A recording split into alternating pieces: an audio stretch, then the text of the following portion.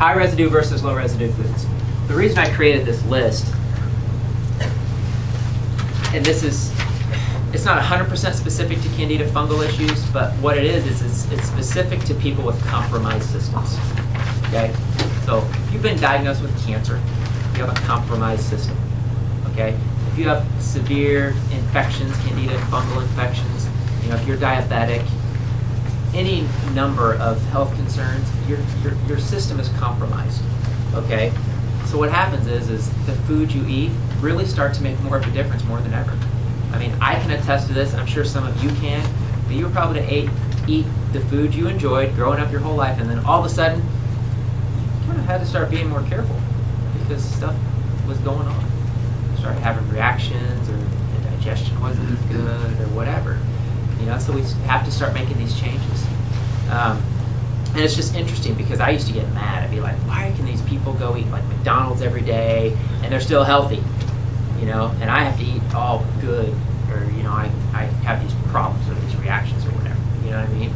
And that happens. Some people have like iron cast stomachs or whatever. That's just how some people are.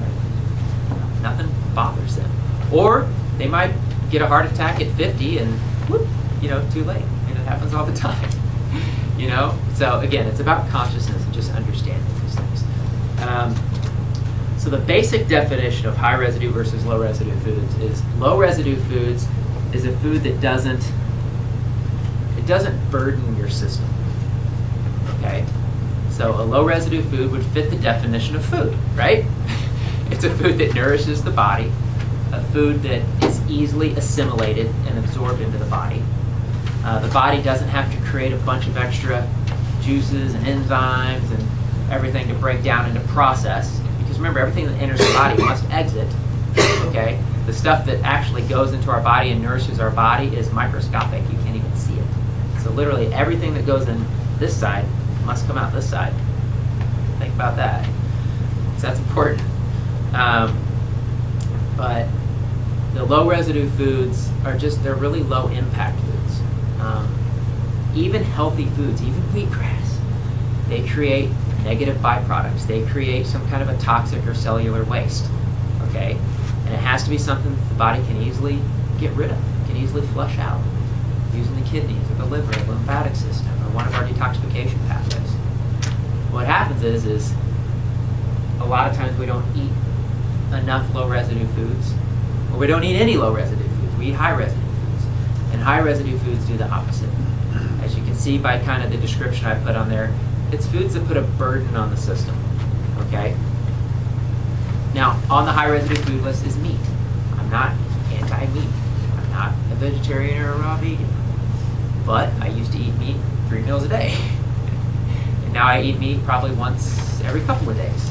And I make intelligent choices when it comes to my meat, on what type of meat and the portion size. Okay? So, again, just an awareness. But understand that it is a high residue food. The reason it's a high residue food is it takes a lot of work, a lot of secretions, a lot of hydrochloric acid to be broken down by the body. Again, we can prove this scientifically. Okay? You got a lion. Okay? A lion's a carnivore. Look at the lion's body. Lots of sharp canine teeth, really short intestinal tract. We know now through studying animals that they produce twice as much or more hydrochloric acid than humans do. Why? To break down and process that meat. Okay? We're not carnivores. We eat meat. We're not carnivores.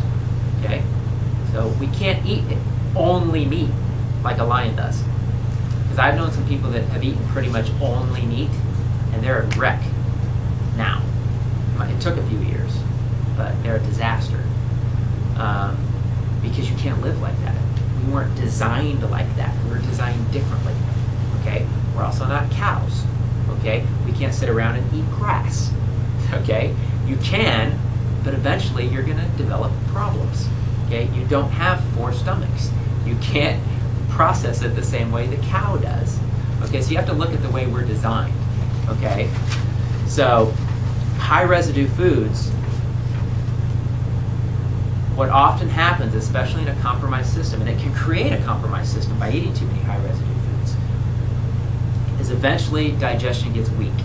Eventually the body starts to break down. Eventually we get leaky gut. Has anybody heard of leaky gut? That's kind of a big buzz term in natural health. Leaky gut. Okay? What does that mean? That means that food particles are spilling out into your bloodstream and causing a reaction, causing an autoimmune reaction. It's one of the biggest problems in our society. Why? Because we eat so many of these high residue foods, and if it's not a low residue food that's easily and quickly broken down and eliminated, the high residue foods sit in our system. And remember how we talked last week about the terrain, okay, creating a healthy terrain, okay? I think it's pretty obvious to everyone, if you eat an apple, chew it up pretty good, that it's going to go in the system, we're going to get our nutrients, it's going to go out of the system, you're not going to have any problems, okay? But if you eat McDonald's every day, there's no way your body can process it very quickly. It takes hours and days and lots of work and effort to break that down. First of all, to squeeze nutrients out of it, if there are any, and then to get it into a form where the body can eliminate it, which often it doesn't. How many people are constipated? How many people go to the bathroom once every 3 days or 4 days? Where do you think that stuff's going? It's all, again, about the terrain. That's what creates, what do you call it? I can't remember the word he used. Steaming bog. Steaming bog. How did I forget steaming bog? So that's what creates a steaming bog. Gas, fermentation, stuff starting to grow. Like I talked about the train last week, about the pool. You let your pool go, it starts to grow moss, and then the moss starts to get different colors, and then you start to get mosquitoes, and then you start to get, okay, that happens inside of us. I know it's gross, but that's what happens inside of us. And people want to deny that. And modern medicine wants to deny that. It's crazy, okay? Because that's where disease and illness starts, is with toxins inside of our body. So by understanding the difference between the high residue and low residue foods, and again, this is a guide. It's a guideline, okay? You're never going to be perfect on this. But again, you're understanding that the more low residue foods you put in your body, which we're not even talking about this, but that's going to be the more oxygen-rich foods. That's going to be the more alkalizing foods. That's going to be the more foods with more nutrients and vitamins and minerals and living enzymes. And the class isn't even about that, but that's what those low residue foods are going to contain. And the high residue foods are the opposite. They're going to slow the body down. And the example I gave in there is, like we talked about Thanksgiving or Christmas. You eat a ton of food, and people, I don't know where they got this myth that it was like tryptophan in the turkey that made people tired. No, the reason you're tired is because you're trying to digest more food than you normally eat in a week that you just ate in an hour. So all the blood rushes to your stomach, and the rest of your body's like, bleh. You're just done, And it takes a lot of time. Those high residue foods, again, people are constipated. They go to the bathroom once every 4 days. That's like 96 hours that one food can sit inside your system. And that doesn't only burden your intestinal tract, but it burdens your liver, it burdens your kidneys, it burdens your lymphatic system, because your lymphatic system has to eliminate all that waste.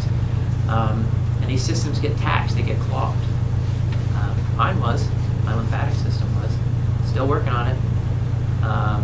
Rebounder's awesome, best investment you could ever make. But, it takes sometimes years for this stuff to build up, and it takes time to get rid of it, to